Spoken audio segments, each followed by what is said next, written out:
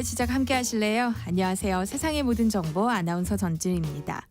상법 개정 문제가 뜨거운 쟁점으로 떠올랐습니다. 민주당은 소액주주의 권리를 확대하기 위해선 법 개정이 필요하다는 입장이지만 재계는 9년 만에 긴급 성명까지 발표하며 반발하고 있는데요. 국민의힘은 업계의 부담을 고려해야 한다며 상법 개정이 아닌 자본시장법 개정 필요성을 강조하고 있습니다. 민주당 이재명 대표는 공개 토론까지 제안한 상황인데요. 잠시 뒤 경제포커스에서 상법 개정안을 둘러싼 논란 자세히 살펴보겠습니다. 일상에 지쳐 어디론가 훌쩍 떠나고 싶다 이런 생각하시는 분들 많을 텐데요. 청취자 여러분들의 책장을 채워드리는 이다의 북마크, 오늘은 여행에 관한 책들 소개해드릴 예정이니까요. 궁금한 분들 계속해서 함께해 주세요. 저희 방송은 KBS 1라디오 유튜브 채널을 통해서도 실시간으로 시청 참여하실 수 있습니다. 많은 관심 부탁드리면서 KBS 세상의 모든 정보 지금 시작합니다.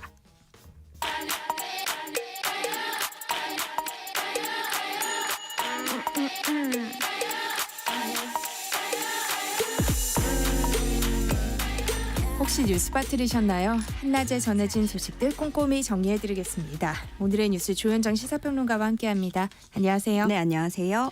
네, 어제 열린 사도광산 추도식은 일본 측 인사들로만 채워진 채 반쪽으로 치러졌는데요. 역시나 사과와 반성의 메시지는 나오지 않았어요. 네, 추도식 연다고 약속을 해놓고 그동안 정말 감감무소식이었어요. 그러다가 얼마 전에 발표를 했잖아요. 그런데 추도식 직전까지 참석자 명단도 알려주지 않다가 바로 하루 전에 알려왔습니다. 그렇게 일본 측 참석자 명단을 봤더니 이쿠이나 아키코라는 외무성 정무관이 있었어요. 그 명단에. 근데 보니까 야스쿠니 신사를 참배한 이력이 있고 또 강제징용과 위안부 문제를 두고 한국 정부가 더 양보해야 된다라면서 좀 극우 성향의 발언을 한 적도 있는 것으로 파악이 된 겁니다. 그런데 이런 인사가 강제징용 노동자를 추모하는 행사에 참석을 한다라는 자체가 굉장히 모순이고 모욕적이라는 거죠. 비판이 들끓자 한국 정부가 참석자를 바꿔달라고 요청을 했는데 이걸 일본 정부가 거부를 했고요. 그러다가 우리 외교부가 급작스럽게 브리핑도 취소를 하고 그 후에 불참하기로 결정을 합니다. 우리 정부와 피해자 유가족들 모두 참석하지 않았고요. 우리 정부가 당초에 일본에서 발표할 그 추도사에 대해서도 강제징용 표현을 넣어달라고 요청을 했는데 이것 또한 묵살이 됐습니다. 이 추도사에서 이쿠이나 정무관이 얘기를 하면서 조선인 강제동원이라는 말은 한 차례도 언급되지 않았고요. 어느 정도로 얘기가 나왔냐면 사도광산에서 일한 수많은 노동자 중에 한반도 출신 노동자도 있었다라는 수준이었습니다. 그러면서 또 뭐라고 표현을 했냐면 사도광산은 고품질의 금을 대량 생산했고 이것은 역사적으로 가치 있는 일이다. 눈부신 성과 뒤에는 때로는 위험이 따르는 가혹한 환경에서 노동한 노동자의 헌신이 있었다. 이렇게 얘기를 했는데 우리가 원한 건 다 희석이 된 거예요. 우리 정부의 요청을 묵살한 건 물론이고 더 나아가서 일본 정부는 한시적 근로정책이었다라는 표현을 써서 이렇게 강제성의 의미를 의도적으로 축소해버리기도 했습니다. 네. 우리 정부는 오늘 현지에서 별도로 추도식을 열 것으로 알려졌는데요. 그럼에도 우리 정부의 외교 전략 부재를 지적하는 목소리가 나오고 있어요. 네, 여기 원래 이 공동 추도식에 참석하려고 피해자 유족들도 이미 일본에 가 있었던 상황이에요. 네. 우리 정부가 우리 따로 추도식 한다 하면서 뒤늦게 수습을 하려고는 하는데 외교 전략에서는 철저히 실패했다 이렇게 볼 수 있는데요. 외교부가 처음에 이제 발표할 때 우리 정부가 별도의 추도식을 갖겠다 하면서 이걸 두고 자체 추도 행사를 개최하는 건 과거사에 대해서 일본 측과 타협하지 않겠다는 정부의 확고한 의지의 표현이다 이렇게 밝혔어요. 그런데 좀 어불성설이죠. 그 외교부 입장은 이겁니다. 우리가 고위급 오라고 요청을 했더니 일본에서 그에 맞게 차관급을 배치했다라는 주장을 펼친 건데 자, 우리는 그 한 차례 이미 뒤통수를 맞은 전례가 있다 이거죠. 군함도 때 그랬잖아요. 이때도 유네스코 세계유산 등재할 때 이때도 일본이 후속 조치를 제대로 이행하지 않았고 그렇기 때문에 이제 국민들이 우려했던 건 사도광산 유네스코 등재 추진할 때도 그때의 과오를 반복해서는 안 된다라고 분명히 우려가 나왔었어요. 그래서 진작부터 지적됐던 부분이었지만 정부가 일본의 선의와 양심에만 기댔던 거죠. 그리고 그 후에는 또 약속을 지키지 않았습니다. 강제노역이란 문구 빼버리고 또 이렇게 약속을 지키지 않았지만 추도식에서도 어떤 계약이라든가 이런 게 아니라 기대를 걸고만 있었던 거예요. 추도식 언제 열릴지 기약도 없이 마냥 기다리다가 지난주에 갑자기 주말에 하겠다고 하다가 전날까지 누가 오는지도 설명 못 받다가 바로 직전 날에 명단을 받았는데 외교부는 또 이걸 두고 우리 입장을 일본이 반영해 준 거다라고 했다가 브리핑 5분 전에 취소를 했고요. 그렇게 해서 7시간 뒤쯤에 밤에 언론 공지를 냅니다. 그대로 진행한다고 했다가 그러다가 이제 모욕적이라는 비판이 들끓자 불참하기로 했다고 발표합니다. 이렇게 좀 정신없는 과정 속에서 외교부 공지에는 또 이런 일본 행동이 적절한 건지 혹은 우리 정부가 야스쿠니 참배 이력을 갖고 있는 사람이 참석하게 된다는 것에 대해서 우리 정부 입장이 무엇인지 이런 거에 대해서는 전혀 설명하지 않은 거예요. 그리고 또 오늘 우리 정부가 별도로 갖는다는 추도식에서 추도사를 낭독한 박철희 주 일본 대사는 지난 국정감사에서 강제 동원이라는 표현을 쓸 수 있을지 모르겠다 이런 발언을 했다가 논란이 된 인물이기도 합니다. 그 내년 한일 수교 60주년이잖아요. 그러면서 양국이 협력을 말하고 있는데 이것이 우리가 말하던 셔틀 외교인지 묻지 않을 수가 없는 대목입니다. 정치권에서는 어떤 목소리가 나오고 있어요? 더불어민주당 논평을 보면 국민과 강제동원 피해자 유족들이 느낄 참담한 치욕 앞에서 우리 정부가 한다는 게 고작 불참 선언뿐이냐. 일본의 뻔뻔한 도발 앞에 윤석열 정부의 굴종 외교 민낯이 또 한 번 여실히 드러났다 이렇게 지적했습니다. 그러면서 이 사도광산 추도식은 일본의 자축 행사가 아니라 강제동원의 아픈 역사를 되새기고 피해자를 기리는 행사여야 되는데 이런 추도식에 불참하는 것만으로는 국제사회의 역사 왜곡이나 피해를 알리는 것에 효과를 기대할 수 없다 이렇게 꼬집기도 했습니다. 네, 일본 정부는 우리 측 요구를 어느 것 하나 받아들이지 않았는데 오히려 우리 측을 향해서 유감을 표명했다고요. 네. 일본이 좀 당혹스러워하는 분위기다라는 거를 아사히 신문하고 산케이 신문 등등이 보도를 하고 있어요. 전체적으로 보면은 일본에서 비교적 친한파라고 불리우는 매체 또 보수 논조를 내보이는 매체 모두가 한 목소리로 이제 지금 이번 사태로 일본 정부와 지역사회 내에서 좀 당혹스러워하고 있다라고 보도를 하고 있는데요. 아사히 신문은 특히 한일 간의 역사 문제를 둘러싼 불씨가 다시 부각되는 모양새다 이렇게 밝히기도 했어요. 그리고 이 아사히는 이번에 그 이쿠이나 외무성 전무관 야스쿠니 참배를 한 사람이 참석하게 된 것이 한국의 보이콧의 중요한 계기가 됐다 이렇게 분석을 하면서 교수의 발언을 실언 인용했는데요. 이 한국 측으로서는 민감한 요소에서 일본 측의 배려가 부족했다고 할 수밖에 없다 이렇게 얘기를 하면서 역사 문제에 대해서는 일본에 대한 인식에 큰 변화가 없어서 윤석열 정부가 여론을 무시할 수 없었을 것이다 이렇게 분석을 하기도 했고요. 또 외교상 실수였다. 이번 사태가 왜 일어났는지 검증할 필요가 있다. 이런 말도 나왔습니다. 네, 이번 사태가 한일 관계의 뇌관이 될 수 있다는 관측도 나오고 있어요. 네, 이 한일 관계가 사실 윤석열 정부의 핵심 외교 성과로 꼽혀왔던 거예요. 그래서 어떤 식으로든 이번 사태가 좀 찬물을 끼얹은 거는 분명해 보이는데요. 무엇보다 한일 관계를 일본 정부가 어떤 비중으로 보는지 인식을 보여준 대목이다 이렇게 할 수 있는데 한일 관계에서 그 과거사 문제가 늘 있었고 일본의 그런 사과를 무시한다든가 뭐 진정성이 부족하다 이런 것들은 숱하게 있어 왔던 거지만 지금 양국 협력을 하고 뭐 앞으로 나아가자 한미일 삼각공조가 필요하다라고 했던 게 미국의 바이든 정부였잖아요. 그런데 이제는 트럼프 정부가 출범하면 바이든 때 이 한미일 삼각구도가 그대로 유지될 거라고 단정 지을 수 없겠다라는 관측이 나오고 있습니다. 그런가 하면 북중러 삼각구도도 안개 속인데요. 북한과 러시아 밀착이 굉장히 강해졌잖아요. 그런데다가 트럼프가 재선에 성공하면서 중국이 급하게 뭐 한국인에 대한 비자 면제를 시행하기도 하고 시진핑 주석이 윤석열 대통령과 만나기도 했고 다각도로 유화 제스처를 보내고 있는 그런 상황입니다. 네, 다음 뉴스 살펴보겠습니다. 윤석열 대통령 부부가 개인 휴대전화 번호를 바꿨다고 하는데요. 대통령실은 소통 시스템의 변화로 이해해달라 이런 입장을 밝혔다고요. 네, 새로운 휴대전화를 개통해서 사용하고 있다고 합니다. 윤석열 대통령이 그 2주년 취임 기자회견에서 이 관련한 얘기를 한 적이 있어요. 부부 모두 취임 후에 휴대전화를 바꿨어야 했다. 이렇게 얘기를 한 적이 있는데 이번에 뭐 바꿔서 이미 새로운 걸 쓰고 있다라는 거고요. 아무래도 유추하시다시피 명태균 씨 등과 주고받은 문자 메시지들 이런 내용들이 공개되고 논란이 되면서 이걸 좀 재발하는 걸 막기 위한 조치라고 할 수 있겠고요.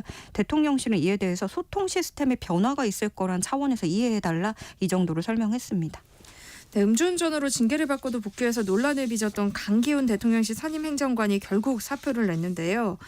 강 전 행정관의 입장문이 정치권에서 논란이 되고 있는 모양이에요. 네, 서울 시내에서 만취 상태로 운전대 잡고 벌금 800만 원 형을 받았는데 그대로 복직했던 사람이죠. 네. 복직하면서 버티기로 일관하다가 뒤늦게 사의를 표명했습니다.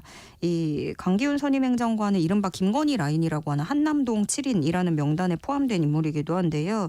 선임 행정관이 그 사표설 이후에 일부 기자들에게 메시지를 보냈어요. 거기서 이제 본인이 왜 사의를 표하는지 이거에 대한 설명인데 지금이 그만둬야 할 때라고 판단이 서서 시작했을 뿐이다. 이렇게 얘기를 했고 여기에 덧붙여서 윤석열 대통령에 대해서 얘기를 하는데 제가 지금까지 본 분 중에 가장 자유대한민국을 걱정하시고 사랑하시는 분은 대통령님이시다. 이런 입장을 낸 것으로 보도가 됐어요. 그런데 이게 과연 적절한가? 이 여당 내에서도 잘못해서 떠나는 마당에 그런 식의 입장문을 내는 것조차 부적절하다라는 비판이 나오고 있습니다. 네, 한낮의 교양 파트너 지금 여러분께서는 세상의 모든 정보와 함께하고 계십니다. 네, 민주당 이재명 대표 위증교사 혐의 사건에 대한 1심 선고가 오늘 나올 예정이죠. 네, 오늘 오후 2시에 위증교사 혐의에 대한 1심 결과 선고가 나옵니다. 이 위증교사 혐의 간략하게 좀 내용을 보면 이재명 대표가 2019년 2월에 자신의 선거법 위반 혐의 재판에서 고 김병랑 전 성남시장의 비서 출신인 김진성 씨에게 거짓 증언을 요구한 위증교사 혐의 이걸로 지난해 기소가 됐는데 이게 검사 사칭 사건하고 관련된 거예요. 그래서 이재명 대표가 경기도지사 후보자 토론회에서 이게 2018년인데 이때 억울하게 누명을 썼다라고 발언한 것에 대해서 허위사실 공표 혐의 재판 중에 발생한 사건인데 그러니까 정리를 하면 검찰은 이재명 대표가 김진성 씨한테 연락해서 너 노골적으로 허위 증언을 요구한 것이다. 압박을 준 거다. 이렇게 주장을 하고 있는 것이고 이재명 대표는 그냥 기억나는 대로 있는 그대로 말해달라. 이 정도로 말했을 뿐이다 하면서 혐의를 부인하고 있는 겁니다. 그리고 또 이렇게 얘기한 게 재판에 영향을 줬는지 이게 이제 법리적 판단에서는 굉장히 중요한 쟁점인 거예요. 위증이 만약에 재판 결과에 영향을 미쳤다라고 본다면 더 무겁게 처벌을 하고 있는 건데 검찰은 이 김진성 씨의 거짓 증언으로 인해서 향후에 이재명 대표가 관련 혐의를 벗는데 중요한 근거로 작용했다라고 보고 있는 거고 반면에 이재명 대표 측에서는 김진성 씨가 원하는 진술은 하나도 해주지 않았던 데다가 이 증언이 재판의 쟁점으로 꼽히지도 않았고 결과에는 영향이 없었다라고 반박을 하고 있는 겁니다. 지금 검찰은 그 징역 3년 이게 대법원 양형기준상 최고형인데 징역 3년 구형한 상태고요. 시나리오들을 좀 보면 이재명 대표가 만약에 징역형 실형을 받아서 확정이 된다면 이러면 의원직을 상실하고 차기 대선 출마도 불가능해집니다. 그런데 징역형의 집행유예가 선고돼서 확정이 된다면 의원직은 잃지만 피선거권은 집행유예 기간 동안만 상실을 하게 됩니다. 그 이후에는 선거에 나갈 수 있게 되는 겁니다.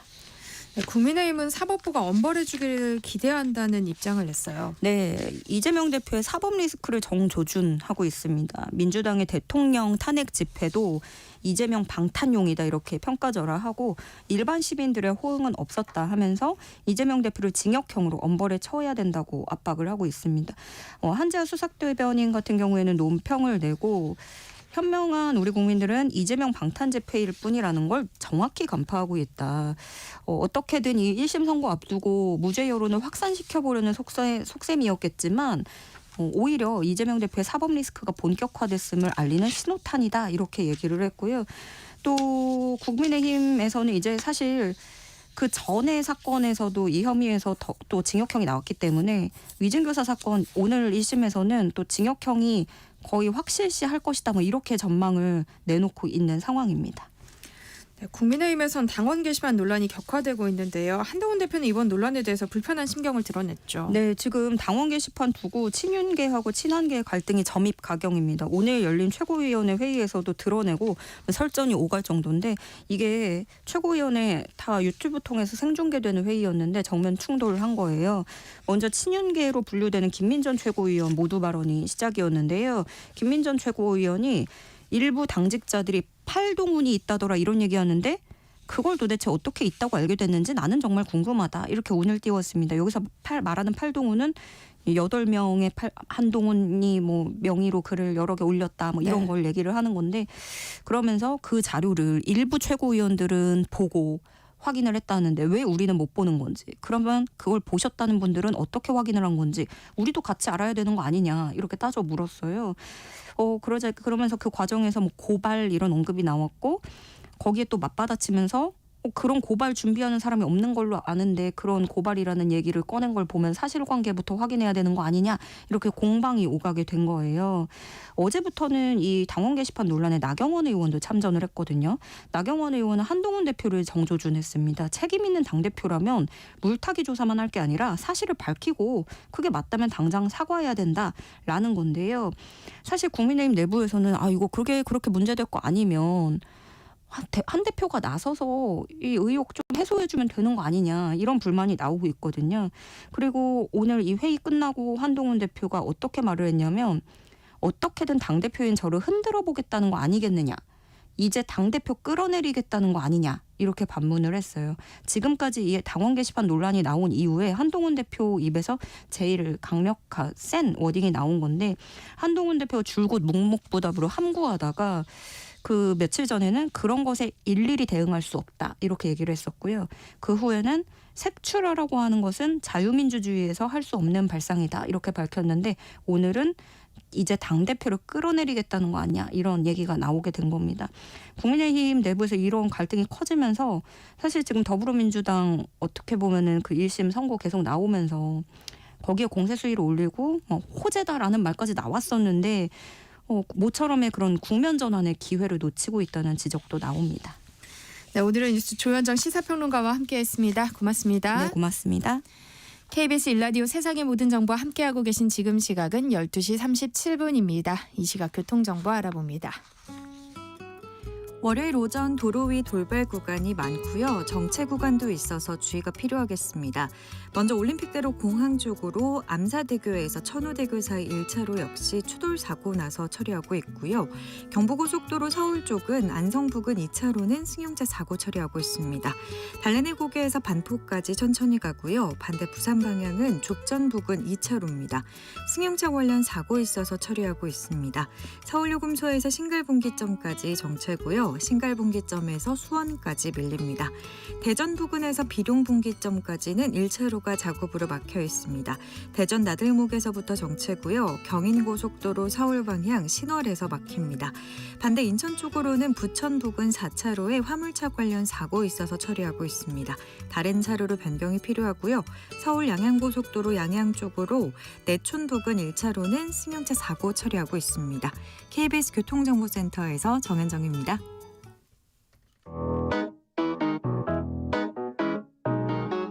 세상의 모든 정보는 청취자분들의 관심과 참여를 기다립니다. 방송 들으시면서 궁금한 점이 있거나 의견 공유하고 싶은 분들 계시면 문자 보내주세요. 추첨을 통해 모바일 쿠폰 보내드리겠습니다. 참여하실 번호는 샵 9730이고요. 짧은 문자 50원, 긴 문자 100원의 이용료가 부과됩니다. 콩 게시판을 통해서는 무료로 참여하실 수 있고요. KBS 1라디오 유튜브 채널을 통해서도 실시간으로 시청 참여하실 수 있습니다. 상법 개정안을 두고 연말 국회가 아주 뜨거워질 것으로 보입니다. 민주당은 대주주가 아닌 일반 주주, 그러니까 개미 투자자들을 보호하기 위해서 상법 개정안을 발의했는데요. 재계가 크게 반발하고 나섰습니다. 민주당은 공개 토론을 제안했지만 여당인 국민의힘은 다른 법안을 내놓으면서 재계의 목소리에 힘을 싣고 있는데요. 이 문제 어떻게 봐야 하는지 오늘 경제 포커스 코너에서 자세히 살펴보겠습니다. KBS 김준범 기자와 함께합니다. 어서 오세요. 네, 안녕하세요. 상법 개정이 논란이 되고 있는데요. 사실 일반 시민들에게는 상법이라는 이 법 자체가 좀 낯설게 느껴진 것 같거든요. 사실 뭐 대학에서 뭐 법학을 전공하신 분이나 혹은 뭐 지금 생업을 그쪽으로 하시는 분이 아니라면 상법을 한 번도 사실 열어본 적도 없으실 거예요. 네. 사실 저도 이 주제 열어보기 전에 거의 열어본 적이 없고요. 근데 상법이라는 법은 꽤 큰 법입니다. 큰 법이라는 게 무슨 말이냐면은 사실 우리나라에서 제일 중요한 법은 당연히 헌법이죠. 헌법. 그다음 헌법 밑에 이제 주요 분야별로 굵직굵직한 법들이 있는데 우리가 많이 들어본 게 민법. 네. 민법은 일상생활에 대해서 이런저런 규정을 해놓은 거고 형법. 형법은 소위 말하는 나쁜 사람들 잡아놓는 그런 법이잖아요. 네. 상법은 우리가 살면서 돈, 경제 행위는 뗄래야 뗄 수가 없는 거 아니겠습니까? 우리 시민의 경제 활동과 관련된 모든 법을 모든 규정을 총망라한 가장 포괄적인 법이에요. 그러니까 흔히 비유적으로 표현하면은 경제 관련 법 중에 헌법이 상법이다. 그러니까 그만큼 많이 포괄을 하고 있고요. 상법을 건드리면은 밑에 있는 하위 법들, 예를 들어서 뭐 공정거래법, 그 다음에 뭐 회사법, 뭐 주식시장 관련한 자본시장법 이런 것들이 다 연동돼서 움직일 수밖에 없습니다. 그래서 상법을 개정한다는 것은 우리나라 경제 행위와 관련된 사장 상위법을 건드리는 거기 때문에 살면서 우리가 볼 일은 없지만 살면서 우리가 그런 일을 당하게 될 일은 굉장히 많은 법이에요. 많은 게 얽혀 있기 때문에 이제 그거를 최근에 바꾸자는 논의가 나왔고 얼마나 큰 법인지 제가 말씀드리면 민법이 총 1조부터 1118조까지 있어요. 형법은 1조부터 372조까지. 그게 두 개의 메인 법률이 그런데 상법은 1조부터 935조까지 있습니다. 거의 1000조까지는 네. 굉장히 방대한 법인데 이번에 뭐 그걸 다 바꾸자는 건 아니고 이번에 현재 쟁점이 되는 거는 그중에서 382조의 3 이사 충실 의무 이 조항을 바꾸면 안 된다. 여기 지금 첨예하게 붙어 있는 겁니다. 그러니까 여기서 말하는 이사는 왜 회사의 이사를 말하는 것 같은데요. 네, 높은 이사님들. 네. 그렇다면 이사가 뭐 어떻게 일해야 하느냐 뭐 이런 거에 대한 규정인 거예요? 그렇죠. 어떻게 일해야 되느냐? 열심히 일해야죠. 그렇죠. 열심히 일해야 되는데 네. 뭐라고 정해놨냐면 이사 충실 의무잖아요. 그러니까 이사가 무엇에 충실하게 일해라라는 그런 조항이에요. 뭐라고 돼 있냐면은 자, 이사는 회사를 위하여 그 회사를 위해서 그 직무를 충실하게 수행해야 한다. 그러니까 이사는 회사를 위해서 열심히 일해야 한다. 뭐 이런 조항입니다. 근데 이사가 회사를 위해서 충실하게 일해야 하는 건 당연한 거 아니에요? 근데 이게 왜 쟁점이 되는 거예요? 그러니까 사실 뭐 군인은 나라를 지키기 위해서 일해야 하고 학생은 공부를 잘하기 위해서 공부해야 하고 사실 당연한 얘기인데 조금만 차분하게 생각을 해보면 자 이사는 회사를 위하여 이게 핵심이거든요. 그럼 이사라는 게 과연 뭘까? 그리고 회사를 위하여 즉 회사라는 게 뭘까를 한번 좀 차분히 생각을 해봐야 돼요. 우리가 사실 뭐 주식 투자하기도 그렇고 월급 받는 데도 그렇고 회사는 뭐 뗄래야 뗄 수 없는 존재지만 회사가 과연 뭘까? 회사라는 거는 대부분 이제 주식회사니까요. 주식회사라는 거는 주주들이 낸 돈을 가지고 그걸 자본 삼아서 회사를 만들고 그 회사가 뭐 어떤 상품을 만들어서 그걸 팔면 그 이익이 나오면 월급 주고 이익이 나면 그걸 주주들에게 나눠주는 그게 이제 그런 결사체가 회사잖아요. 그러니까 네. 결국 회사의 주인은 가장 직접적인 주인은 돈을 낸 주주죠. 근데 주주는 뭐 한 명이 아니라 뭐 100명, 1000명, 뭐 수십만 명, 수백만 명이기 때문에 그 주주들이 경영에 다 참여한다는 건 말이 안 됩니다. 그래서 이제 대의제를 하죠. 일종의 대리인을 뽑습니다. 그래서 주주들이 뽑은 회사의 경영 대리인 그게 이사죠. 이사. 우리 회사에서 말하는 이사님 부르는 이사들. 근데 그 이사들이 회사의 주요한 뭐 투자, 뭐 고용, 뭐 합병, 분할 이런 것들을 결정을 해서 회사가 잘 되게 노력을 하는 건데 근데 이제 그리고 이사 중에서도 가장 대표인 이사, 그게 대표이사. 우리가 소위 말하는 사장님, 회장님 이제 그쵸. 그런 구조란 말이에요. 자, 그러면 기본적으로는 당연히 회사가 돈을 많이 벌어야 주가도 오르고 배당도 나오고 주주가 부자가 되는 겁니다. 너무 당연한데 그러면은 이사는 주주를 대리하니까 주주들을 위해서 주주가 더 부자가 되게 회사가 돈을 더 잘 벌게 결정을 해줘야 되는 그런 임무가 있는 사람이에요. 너무 네. 당연하죠. 그렇기 때문에 회사를 위해서 일하라는 규정이 있는 건데 이제 문제는 회사의 이해관계와 주주의 이해관계가 대체로는 같습니다. 그러니까 회사가 돈을 잘 벌어야 주주가 돈을 잘 버는데 네. 주주는 한 명이 아니에요. 주주는 대주주도 있고 소액주주도 있고 뭐 적당한 지분을 가진 주주도 있고 사실 웬만한 회사는 수만 명, 수십만 명이 됩니다. 그럼 그 주주들의 이해관계가 과연 다 일치할 거냐 아니면 주주들끼리도 이해관계가 좀 갈라질 거냐. 근데 사실 현실적으로는 매우 많은 경우에서 주주들의 이해관계가 충돌하는 경우가 있죠. 어떤 주주에겐 좋지만 어떤 주주에겐 안 좋은 의사결정들이 있어요. 자, 그럴 때 이사는 어떻게 결정을 해야 하느냐, 무엇을 고민하고, 그게 핵심이고요. 그래서 지금까지는 회사를 위하여라고만 돼 있었는데 이게 종종 현실에서는 회사만 위하여 일하는 이사들이 종종 생겼기 때문에 이번에 그런 일이 생기지 않게 회사도 좋고 주주도 좋고 회사와 주주 모두를 위하여로 규정을 좀 바꾸자라는 제안을 네. 야당 민주당에서 하고 있는 겁니다. 네. 그러니까 회사를 위한 결정이 어떤 주주에게는 유리하지만 어떤 주주에게는 불리한 경우라면 구체적으로 좀 사례를 들어서 설명해 주시면 더 좋을 것 같아요. 네, 뭐 사례가 있어야 이해가 되실 텐데 뭐 주식 네. 투자하신 분들은 가장 많이 떠오르는 예가 있으실 겁니다. LG 에너지 솔루션, LG 엔솔이라고 부르죠. 네. LG 엔솔은 우리나라 2차 전지 1등 기업이고 세계에서도 2, 3위 하는 사실 우리나라의 앞으로 미래를 책임질 주요한 기업 중에 하나입니다. 네. 그런데 LG 에너지 솔루션은 전기차 배터리를 굉장히 잘 만드는 회사죠. 근데 원래 이 회사는 LG 화학이라는 지금도 있습니다. LG 화학이라는 회사의 하나의 사업부였어요. LG 화학이 미래 사업을 위해서 누가 봐도 전기차가 미래차가 될 거기 때문에 거기에 들어갈 배터리 사업을 추진하고 있었고 그게 2019년, 2018년만 해도 이제 저 배터리 사업부가 LG화학에 어마어마한 돈을 벌어다 줄 거다.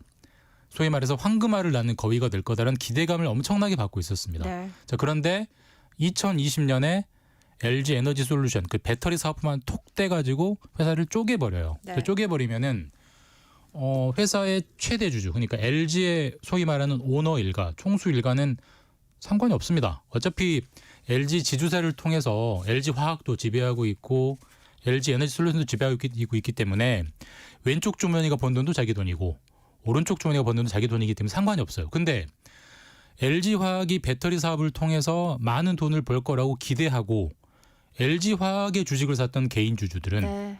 이제 LG 에너지 솔루션 주주가 아니거든요. 아니면 본인이 추가로 돈을 내서 사야 되는데 그럼 당연히 회사의 이해관계와 소액주주, 일반 주주 이해관계가 일치하지가 않아요.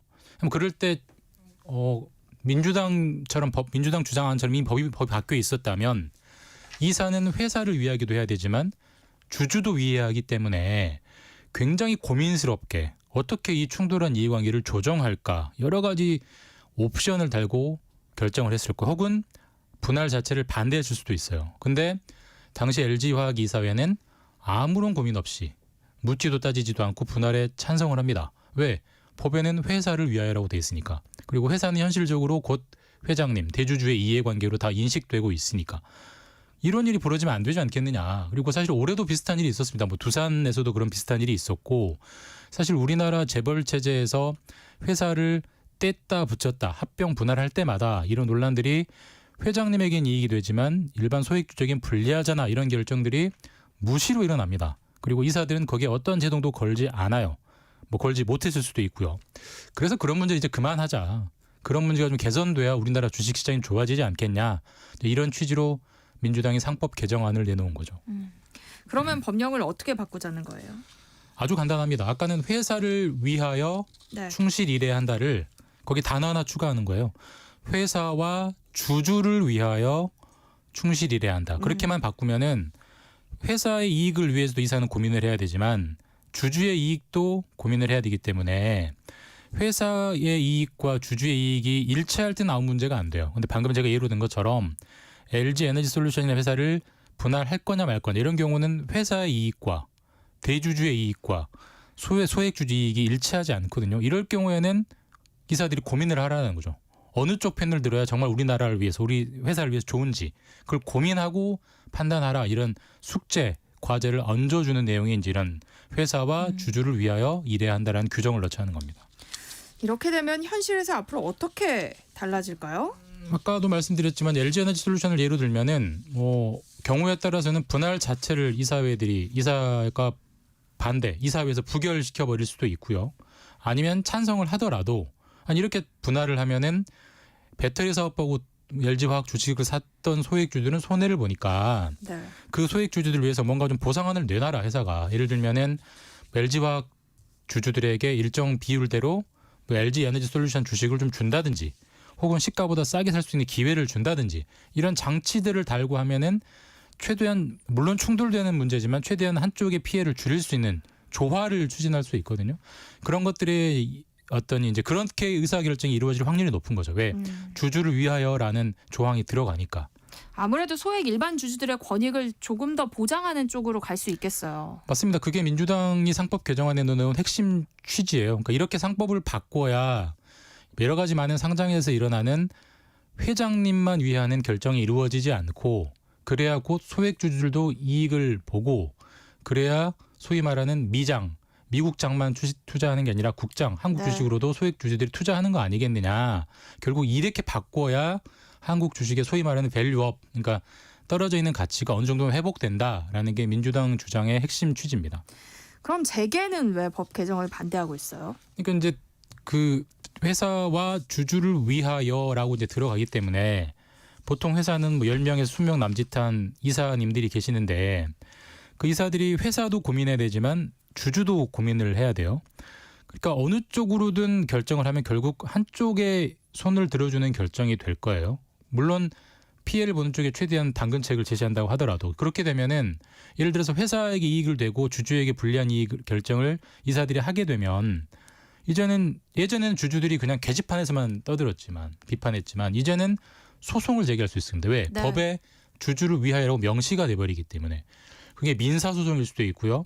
형사적으로 고소고발할 수도 있어요. 이제 그렇게 되면은 지금 재계 주장은 아니 그렇게 되면 수없이 많은 주주라는 게 한두 명이 아닌데 수없이 많은 주주들이 수없이 많은 사안으로 이사들을 전부 고소고발할 수 있는데 어떤 이사가 겁이 나서 적극적인 의사결정을 하겠느냐. 결국 그러면 아무것도 안 하게 된다. 아무것도 안 하면 고발 안 당하니까. 그렇게 되면 중요한 투자, 중요한 합병, 중요한 고용, 중요한 결정들을 안 하게 되면은 회사가 제대로 돌아가겠느냐. 그리고 결국 이사들이 일을 못하게 모든 발목을 잡아버리는 법이기 때문에 뭐 주시장의 가치를 제자리 찾기, 밸류업하는 취지는 좋지만 이건 좀 방법이 잘못됐다. 그러니까 소위 말해서 오른쪽 배가 아프면 오른쪽 배만 살짝 째야지. 왜 이건 전체 큰 메스를 가지고 전체 배를 갈라버리려고 하느냐. 그런 반발을 하고 있는 겁니다. 여당인 국민의힘은 이번 사건에 대해서 어떤 입장을 보이고 있나요? 여당도 올 초만 해도 상법 개정이 좀 필요하다고 주장을 했었어요. 그리고 사실 우리나라의 매우 많은 재벌 그룹에서 매우 많은 의사결정이 소액주주에겐 피해를 주고 오너 일가에게는 이익을 주게 결정됐다는 건 거의 그냥 상식에 가깝잖아요. 그래서 네. 이런 법 개정이 필요하다는 데는 공감대가 있었습니다. 그래서 여당에서도 상법 개정이 필요하다고는 했는데 최근에 와서는 명확한 입장이 나왔습니다. 그러니까 취지는 알겠으나 취지는 동감한다. 그러니까 오너 일가를 위해서만 의사결정이 이루어지지 않게 뭔가 장치를 둬야 되는 데는 여당도 동감한다. 다만 그 상법이라는 건 너무 큰 칼이다. 그렇게 그걸 바꿔버리면은 그 취지가 달성되는 것 플러스 너무 많은 부작용이 있기 때문에 소위 말해서 정밀 타격 그 부분만 탁 떼서 잘라내는 정밀 외과 수술을 하자. 그래서 아까 제가 말씀드렸듯이 상법은 굉장히 큰 법이고 그 아래 하위 법령들이 있다고 했잖아요. 뭐 자본시장법, 뭐 공정거래법 그런 작은 법들을 좀 바꿔서 지금 여당에서 예로 든 거는 자본시장법을 바꿔서 주식시장에 한정해서만 공정한 의사결정이 이루어지게 좀 작은 범위에서 이 문제를 개정하자 이렇게 답변을 했어요. 결국 그러니까 상법 개정안에 대해서는 반대를 하고 대신 자본시장법 개정으로 다른 방식으로 해결하자 이런 대안을 내놓은 상태다. 그러니까 민주당은 상법 개정을 찬성하는 거고 재계는 상법 개정을 반대하는 거고 여당은 상법 개정은 반대하지만 다른 법을 개정해서 이 문제를 해소하자. 이렇게 현재 의사결정 구도가 와 있는데 민주당이 상당히 적극적이에요. 그리고 현재 의석 구도상 뭐 토론할 때 토론하더라도 표결에 붙이면은 상법 개정을 통과시킬 수 있는 상황이어서 어쨌든 어떤 식으로든 변경이 이루어지진 않겠느냐 이렇게 보는 게 합리적인 예측일 것 같습니다. 네. 월요일 경제포커스 오늘 여기까지 하겠습니다. 김준범 KBS 기자와 함께했습니다. 고맙습니다. 감사합니다. KBS 세상의 모든 정보 1부 순서 여기서 마무리하겠습니다. 그럼 전 잠시 후 2부에 돌아올게요.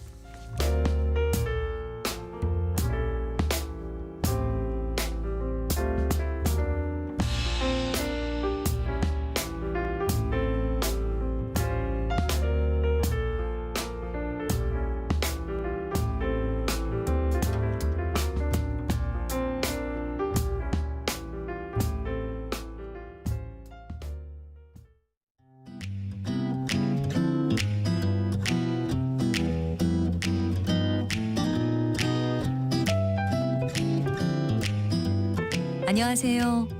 바른말 고운말입니다. 닭고기를 파는 것을 보면 닭을 자르지 않고 통째로 파는 것도 있고 또는 다리만 모아놓은 것도 있지요. 자르지 않고 통째로 있는 것을 온세미라고 합니다. 온세미는 어떤 것을 가르거나 쪼개지 않고 생긴 그대로의 상태라는 뜻의 우리 고유어 명사입니다. 이 말은 주로 온세미로의 형태로 쓰이고요. 예를 들면 할아버지 식탁에는 조기 2마리가 온세미로 올라 있었다라고 한다면 조기 2마리가 토막치지 않은 온전한 상태로 할아버지 식탁에 올라 있었다는 뜻입니다.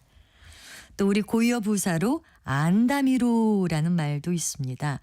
담은 것이 그릇에 넘치도록 많이라는 뜻인데요.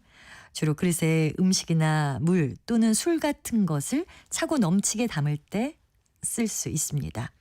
그는 사발에 안다미로 담은 밥 한 그릇을 다 먹어 치웠다 같이 표현할 수 있지요. 그런데 앞서 말씀드린 온세미로는 온세미라는 명사에 로를 붙여서 쓴 것이지만 안다미로는 이와는 다릅니다. 사전에서 안다미를 찾아보면 남의 책임을 맡아서 짐 또는 그 책임이라는 뜻의 고유어 명사로 되어 있는데요. 따라서 안다미로라는 부사는 명사 안다미와는 전혀 관련이 없는 표현이라는 것을 알 수 있습니다. 바른말 고운말 아나운서 변희영이었습니다.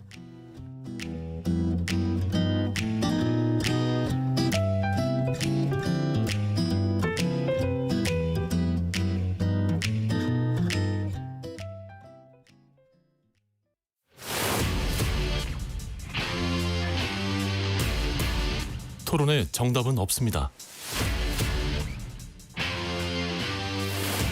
토론이 세상을 바꿀 수도 없습니다. 하지만 질문은 새로운 세상을 만들 수 있습니다. 질문으로 올바른 세상을 만드는 첫걸음. 평일 저녁 7시 20분 KBS 열린 토론.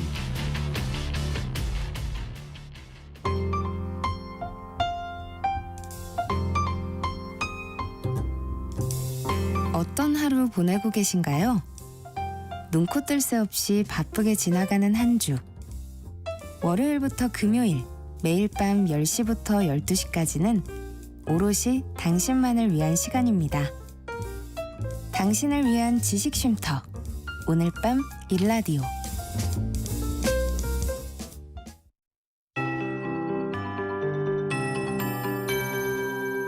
KBS 58분 날씨. 이번 주는 계절이 가을에서 겨울로 바뀌겠습니다. 비나 눈이 자주 오겠고요. 수요일부터 기온이 크게 떨어져 추워지면서 서울 등 일부 지역에는 수요일에 첫눈이 내릴 가능성이 있습니다. 지금 서쪽에서 비구름이 다가오고 있어서 구름량이 점차 늘고 있습니다. 밤에는 서해안과 전라도, 제주도부터 비가 내리기 시작해 내일은 전국으로 확대되겠고요. 목요일까지 길게 이어지는 곳이 많겠습니다. 우선 내일 하루 예상 강수량이 대부분 5에서 최고 60mm로 가을비치고는 다소 많은 양이 내리겠고요. 특히 오늘 밤부터 내일 새벽 사이에는 제주 산지에, 내일 새벽부터 오전 사이에는 남해안과 지리산 부근에 시간당 10에서 30mm의 강한 비가 쏟아질 전망입니다. 또 내일부터 전국에 바람도 강하게 불겠습니다. 오늘 낮 기온은 서울 15도, 대구 16도, 대전, 광주 17도, 부산, 제주 18도 등으로 어제보다 조금 높겠고요. 평년 기온을 2도에서 5도 정도 웃돌겠습니다. 내일 아침에는 10도 안팎으로 오늘보다 높겠지만 내일 낮부터 찬바람이 강하게 불면서 쌀쌀해지겠습니다. 현재 서울의 기온은 14.2도, 습도는 49%입니다. 송소진입니다.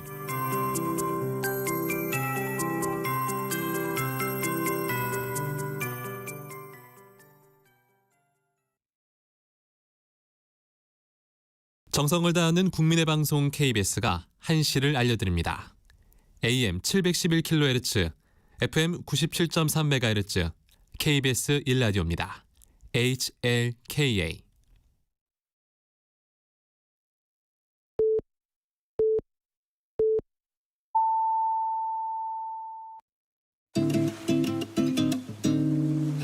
나른한 오후를 책임질 영양 만점 지식 비타민. 세상의 모든 정보.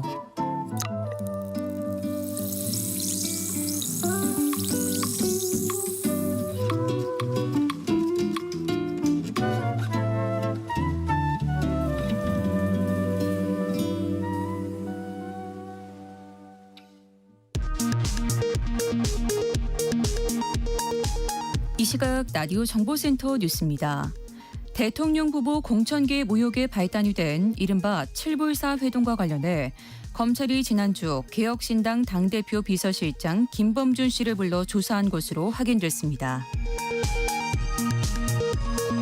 국민의힘 한동훈 대표는 대통령 비판글 게시자를 색출하는 것은 자유민주주의 정당에서 할 수 없는 발상이라며 당원 게시판 논란은 당대표를 흔들고 끌어내리겠다는 것이라고 비판했습니다. 국민의힘은 오늘 민주당 이재명 대표 위증교사 혐의 1심 선고를 앞두고 법원의 엄정한 판단을 촉구했습니다. 더불어민주당은 정치 검찰이 아무리 정적을 제거하려 해도 없는 죄를 만들어낼 순 없다며 무죄를 주장했습니다. 조국혁신당 조국 대표는 자녀 입시 비리 혐의 등에 대한 다음 달 대법원 선고를 앞두고 재판은 재판이고 정치는 정치라며 조국혁신당의 활동은 변함이 없을 것이라고 밝혔습니다. 지금까지 라디오 정보센터 뉴스 정한나였습니다.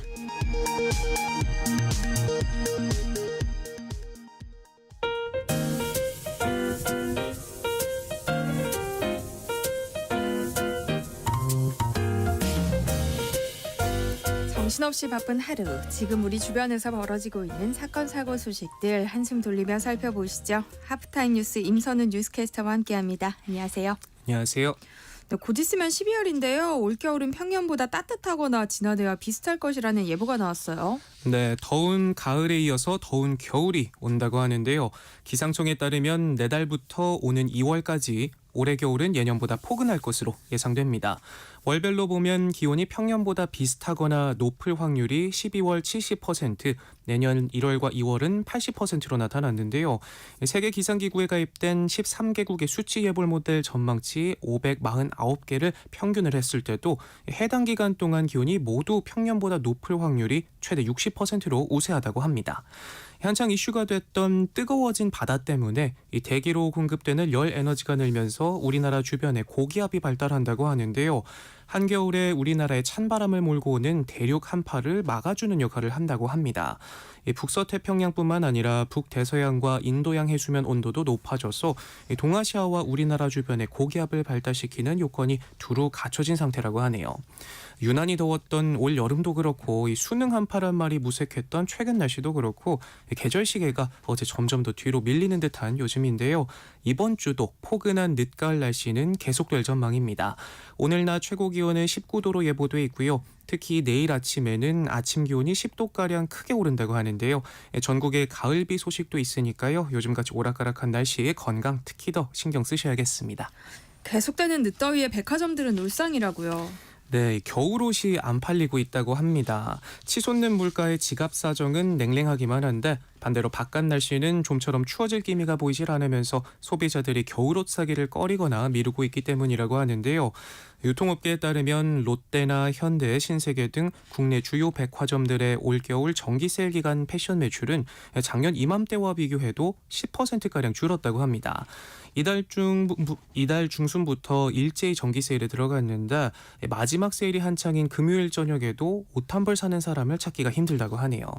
특히나 겨울옷은 판매 단가가 높아서 백화점들이 통상 이맘때쯤이면 사활을 걸고 판매에 나선다고 하는데 롯데백화점은 세일에 더해 상품권 행사까지 하고 나섰고 신세계백화점은 작년보다 재고를 20% 많이 확보하면서 물량 공세에 나서고 있지만 이런 노력들이 무색할 정도로 백화점들은 파리만 날리고 있다고 합니다. 특히 패딩이 주력인 아웃도어 브랜드 판매 부진이 특히 심한데 11월 하루 평균 매출은 목표 대비 80% 수준에 머물고 있고 패딩류 판매량은 처참한 수준이라고 하네요. 가뜩이나 3분기 크게 부진한 실적을 기록한 국내 패션 업체들은 고민이 이만저만이 아니라고 하는데 남은 겨울 옷들이 그대로 아울렛으로 직행할 판이라 속타는 업계는 언제쯤 추워지나 하늘만 보고 있다고 합니다. 네, 동덕여대가 남녀공학 전환 논의를 중단하기로 하면서 학생들의 점거 농성은 진정세를 보이고 있는데요. 피해 복구액을 둘러싼 논란은 여전하다고요. 네, 당장 학교 측과 총학생회가 남녀공학 전환 논의를 잠정 중단하기로 하는데 합의하면서 이 사태는 어느 정도 진정됐지만 재산 피해 문제, 또 주동자 책임론이 여전히 뜨거운 감자로 남아 있습니다. 학교 측은 레커칠 제거와 학내 청소 비용 등 피해 복구에 최대 54억 원이 들 것으로 추정된다며 법적 대응이 불가피하다는 입장이고요. 그런가 하면 총학생회 측은 선을 긋는 모양새인데요. 과격 시위는 학생회 주도하에 진행된 게 아니라 불특정 다수 학우가 분노로 자발적으로 행동한 것이라며 배상 책임이 없다는 입장인데, 이에 대해 학교 측은 여러분이 학생회 대표 아니냐며 반박하고 있습니다. 법조계 관계자들은 어느 쪽 주장이 진실인지 사실관계를 확인해야 하는데 손해배상 소송이 제기될 가능성도 배제할 수 없다 내다보고 있고요. 다만 학생들이 마스크 등으로 신원을 감춘 상황에서 특정하기가 어려워서 법적 쟁송으로 가면 증명 책임이 학교 측에 있는 만큼 입증 과정이 쉽지 않을 것으로 보고 있습니다. 앞서 동덕여대는 6년 전 이른바 알몸남 사건을 계기로 이 교내 CCTV를 대폭 늘렸었는데, 이번 시위에서 이 CCTV가 주동자를 특정하는 데 쓸 수 있을까도 주목받고 있고요. 최근 한 온라인 커뮤니티에 올라온 글에는 배상액을 학생총회 참석자 2,000명이 나눠서 부담하자는 주장과 대표자 몇 명이 책임지면 될 일이라는 반론이 오가기도 했는데, 해당 내용이 알려지자 일부 학생들은 이 채팅방이 재학생이 아닌 외부인이 만들었고 대화 내용에도 허위가 있다 주장하고 있습니다. 네, 이번 사태 이후 여대 출신 채용에 대한 차별 논란도 불거지고 있다고요. 네, 각종 논란들이 안팎에서 끝도 없이 나오고 있는데요. 이번 시위에 따른 논쟁이 남녀 갈등으로 번지는 모양새인데, 직장인 임명 게시판, 블라인드 등에선 특정 여대 출신은 앞으로 거르겠다는 글이 올라오기도 했고, 또 시위에 참여한 학생의 외모를 품평하거나 조롱하는 듯한 혐오 게시글도 올라오고 있습니다. 한술 더 떠서 이우영 한국산업인력공단 이사장은 자신의 SNS에 동덕여대를 뜻하는 서울 디귿여대를 거론하면서 교내 시설물 파손과 낙서, 폭력적 언행 등에 관한 뉴스를 접하며 가능하다면 이 대학 출신은 걸러내고 싶다, 며느리로도 받아들이고 싶지 않다라고 말해 비판이 커지고 있는데요. 이 논란이 커지자 해당 글을 삭제하고 안타까운 마음이 앞서다 보니 표현이 적절하지 못한 부분이 있었다며 유감스럽게 생각한다라고 했지만, 열린 채용에 앞장서야 할 고용노동부 산하 공공기관 책임자가 차별과 혐오를 조장한다는 비판이 이어지고 있습니다. 이렇게 정치권 등 학교 밖에서 오히려 갈등을 키우고 있다는 지적까지 나오는 상황에서 학교 측과 학생들은 오늘 추가 면담을 갖고 피해 배상과 본관 점검 해제 등에 대해 논의할 예정입니다. 네, 우리나라 실업자 가운데 20대 후반 비율이 상당히 높은 것으로 집계됐어요. 네, 이 취업문이 좁디 좁은 건 알았지만 상황이 더 심각한데요. 실업자 가운데 20대 후반 비율이 OECD 회원국 중 가장 높은 것으로 집계됐습니다. 5명 중 1명 꼴인데 2021년부터 3년 연속 1위를 기록하고 있다고 하네요. 우리나라 청년 실업률 자체가 OECD 회원국보다 높은 건 아닙니다. 프랑스나 캐나다보다 낮고 미국이나 일본에 비해서는 조금 더 높은 수준인데, 그런데 실업자 가운데 20대 후반 비율이 세계 최고 수준인 까닭은 이들이 양질의 일자리로 처음 진입하는 문턱이 다른 나라에 비해 그만큼 높다는 의미로 해석된다고 하네요. 통계청에 따르면 대졸자의 첫 취업 평균 소요 기간은 2019년 10.8개월에서 올해 11.5개월로 0.7개월가량 늘었는데요. 취업준비생들의 입사가 1년 늦어질 경우 10년 동안 받는 임금은 연평균 4에서 8%까지 낮아진다고 합니다. 현재 20대들은 코로나가 한창 확산하던 시기 대학생이 됐거나 취업 준비를 시작한 세대라는 특징이 있는데, 당시엔 코로나 탓에 어학시험 등 각종 자격증 시험이 연기됐고 인턴 채용 규모도 대폭 줄어들면서 대졸자들이 이른바 스펙을 쌓을 기회가 대폭 제한됐다고 하고요. 여기에 경기 침체마저 길어지면서 20대들은 취업자 수와 일자리 모두 줄어드는 이중고에 시달리고 있습니다. 통계청에 따르면 20대 취업자 수는 지난해 2분기 380만 명 수준을 기록한 이후 올 3분기 360만 명대까지 줄면서 5분기 연속 내림세를 보이고 있다고 합니다. 20대 신규 채용 일자리도 역대 가장 적은 수준을 보이고 있고요. 관련 통계를 작성한 2018년 이후 가장 적은 수준인데, 반면 지난 2분기 나머지 연령층의 일자리 수는 증가해서 상당히 대조적인 상황을 연출하고 있습니다. 전문가들은 코로나 확산 이후 대기업들의 수시 경력 채용이 늘면서 20대 청년들이 양질의 일자리를 얻기가 힘들어진 데다 아르바이트나 비정규직 시장에도 진입하기 어려워진 노동시장의 구조 변화를 문제점으로 지적하고 있습니다. 우리나라는 특히 자영업자 비율이 높아서 자영업자가 고용하는 임금 근로자가 전체 40%를 차지할 만큼이나 많은데 코로나 사태에 직격탄을 맞은 자영업자들이 일제히 종업원을 줄이면서 대기업 정규직 같은 양질의 일자리를 구하지 못한 20대가 차선책으로 선택할 수 있는 비정규직 일자리도 줄어들었고요. 비정규직 등 그나마 남은 일자리를 놓고도 은퇴한 5, 60대와 경쟁해야 하는 상황에 놓여 있습니다. 네. 다음 소식 살펴볼까요? 최근 의사가 직접 마약을 한 사례들이 잇따라 적발되고 있는데요. 그 규모가 어느 정도예요? 네, 이른바 마약 의사들이 매년 늘어나고 있습니다. 마약류 사범으로 경찰에 검거된 의사가 올해 300명에 육박한데요. 검거된 의사를 매달 30명꼴로 가정하면 올해 말까지 작년 323명을 넘어설 가능성이 큰데 관련 통계가 집계된 이래 가장 많습니다. 네. 여기서 말하는 마약류 사범은 마약이나 향정신성 의약품, 대마 등을 직접 투약하거나 처방하는 것을 비롯해 제조와 유통, 소지한 사람을 통칭하는데요. 전문가들은 프로포폴 등 이 마약류를 의학적 목적으로 직접 다루는 의사들이 다른 직업군에 비해 마약류에 쉽게 빠질 수 있는 환경에 놓여 있다고 입을 모으고 있습니다. 특히 최근 젊은 층을 중심으로 마약 관련 범죄가 늘어나고 있는 상황과 맞물리면서 같은 세대인 의사들이 쉽게 유혹에 빠질 가능성도 많다고 하는데요. 실제로 서울 성동경찰서는 지난주 자신의 병원에서 여성 지인과 함께 프로포폴을 투약한 30대 남성 의사를 긴급 체포하기도 했고요. 지난 4월에는 서울 강남의 유명 병원장이 환자 수십 명에게 상습적으로 프로포폴 등을 투약하고 아내마저 프로포폴 중독으로 사망한 사건이 발생하기도 했습니다. 네. 특히 의사들이 마약류를 그저 약물 중 하나로 인식하면서 오히려 중독성이나 위험성을 잘 인식하지 못하는 경우도 많다고 합니다. 최근에서야 단속이 강화되고 마약류 관리 시스템도 촘촘해져 하나둘 수면 위로 드러나는 모습인데 그동안에 이 물밑에서 얼마나 많은 이런 불법적인 일들이 벌어진 건지 우려도 되고요.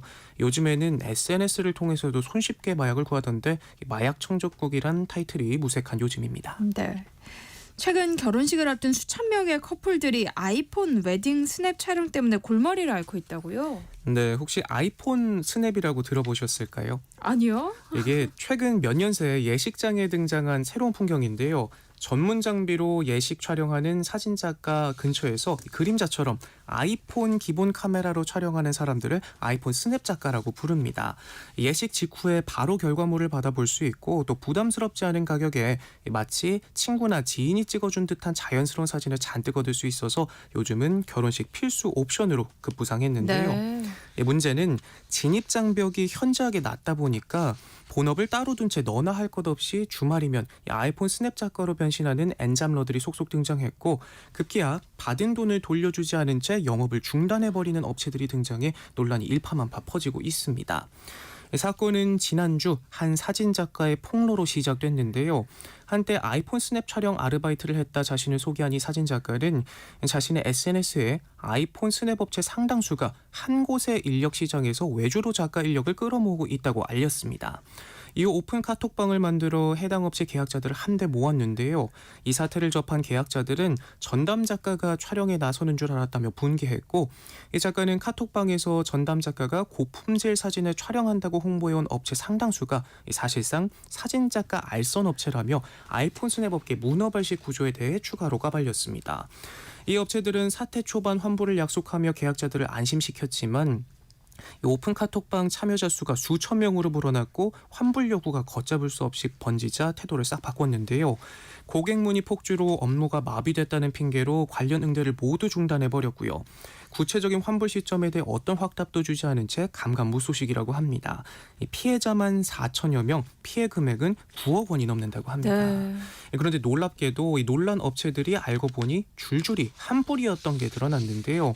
최초 폭로자였던 사진작가는 10여 개 아이폰 스냅 업체로 작가 인력을 공급한 강모 씨의 존재에 대해서 언급했는데 결국 논란이 된 업체들이 이 강모 씨가 운영하는 인력 업체와 관련이 돼 있다 주장했습니다. 이 같은 주장에 강 씨는 억울함을 토로하면서 이 고용 형태와 관련한 진위 여부보다는 자신들은 실력 미달 아르바이트생을 작가로 둔갑시킨 사기 집단이 아니라는 점을 강조했는데요. 하지만 소비자들은 이들이 업계 인력 수급 구조에 대해서 굳이 숨겨왔다는 점에 신뢰를 잃었고, 이 같은 상황에 논란의 스냅업체 계약자들은 업체를 사기죄로 경찰에 고발하겠다고 나섰습니다. 단지 해명만을 요구했던 사람도, 그대로 계약을 이어가려 하던 사람도 어느새 논란 업체를 신뢰할 수 없다는 쪽으로 여론이 흐르면서 이 위약금 없는 계약 해지가 수천 명의 여론이 된 건데요. 네. 행복한 날을 예쁘게 담고 싶었던 4천 명의 예비 부부는 졸지에 경찰 수사 결과를 기다리면서 법적 대응 절차를 논의하는 상황에 놓여 있습니다. 네, 여기까지 하겠습니다. 임선우 뉴스캐스터와 함께했습니다. 고맙습니다. 고맙습니다. 내일 점심 메뉴 추천. 귀로 듣는 푸짐한 지식 한 상 어떠세요? 세상의 모든 정보. 아나운서 전주리입니다. 청취자 여러분의 책장을 알차게 채워드리는 이다혜의 북마크. 오늘은 여행에 관한 책 이야기 마련했는데요. 시내 21 이다혜 기자와 함께합니다. 어서 오세요. 네, 안녕하세요. 네, 이번 주는 테마가 여행이네요. 네, 요즘에는 사실 여행철이라는 게 따로 있지 않은 것 같아요. 맞아요. 예전에는 왜 휴가라고 하면 7말 8초에 딱 몰아서 가고 나머지 기간 동안은 휴가 쓰기도 눈치 보인다는 분위기가 있었는데, 언젠가부터 사실 1년 내내 여행 가시는 분들도 많이 계시고, 연휴 같은 게 생기면 공항에 사람 북적인다는 뉴스가 네. 항상 나옵니다. 그리고 뭐 사실 저 같은 경우도 마찬가지겠습니다만, 여행이라고 하는 게 이제 특별한 이벤트라기보다는 일상 속의 어떤 하나의 여흥 같은 것으로 자리 잡은 지가 오래라서 오늘은 여행 이야기 해보면 어떨까 합니다. SNS에도 보면 항상 누군가는 여행 중이긴 하더라고요. 네, 저가 맞아요. 항공이 생기면서 뭐 주말을 활용해서 해외여행 가는 사람들도 진짜 많아진 것 같고요. 그렇죠. 그래서 국내 해외 할 것 없이 이 언제나 여행하고 있는 사람들이 많아진 세계가 아닌가 생각을 하고 있고요. 특히나 SNS가 발달을 하면서 다들 자랑하고 싶은 네. 마음을 참기가 어려운 것 같다는 생각도 듭니다. 2025년, 그러니까 내년 추석 연휴가 굉장히 길거든요. 혹시 알고 계신가요? 벌써 저 확인했죠. 네, 그래서 직장 다니시는 분들은 아마 이 연휴 해마다 언제 길게 쉴 수 있나를 보고 계실 텐데, 이런 것들이 굉장히 바쁘게 공유되는 뉴스이기도 합니다. 그런가 하면 최근에 이런 뉴스가 있었어요. 여의도에서 김밥 축제를 했는데 3시간 기다려서 2줄 먹었다라는 뉴스가 있었습니다. 근데 이 시기 즈음해서, 그러니까 10월 말 11월 초 정도 날씨 좋을 때 전국에서 온갖 축제가 있었습니다. 그래서 네. 경북 김천에서는 김밥 축제가 있었고요. 네. 그다음에 말씀드린 그런 여의도에서도 김밥 축제가 있었고, 여의도뿐 아니라 뭐 다른 지역에서도 분식부터 해서 다양한 이런 축제들이 있었는데, 원주 만두 축제에는 무려 50만 명이 찾았다는 뉴스가 있어서. 와, 만두 먹을 수 있었을까요? 그렇죠. 요즘 이런 지방 축제들 가운데서 재밌는 게 많더라고요. 네. 혹시 지방 축제에 대한 책도 있을까요? 네, 김혼비 박태하 작가가 쓴 전국 축제 자랑이라고 하는 제목의 책이 있습니다. 그러니까 정말 전국에 있는 재미있는 축제들을 다 모아서 자랑하는 그런 책입니다. 근데 뭐 전국 축제 자랑이라고 하면 어떤 느낌이실지는 모르겠는데, 이 페스티벌을 소개하는 가이드북 형식이 아니라 그 페스티벌들을 직접 다 가서 보고 경험하고 쓰는 에세이 형식인 거예요. 네. 그래서 있는지도 몰랐던 특이한 축제들을 다 알 수가 있는 책이기도 하고, 또 한 가지는 이 김혼비 박태하 작가가 정말 웃깁니다. 웃기게 글을 잘 쓰는 사람이기 때문에 책을 읽다 보면 가고 싶다는 생각도 들고 너무 웃기기도 한 거예요. 가지 않는다고 해도 글 자체로 읽는 맛이 굉장히 뛰어난 책입니다.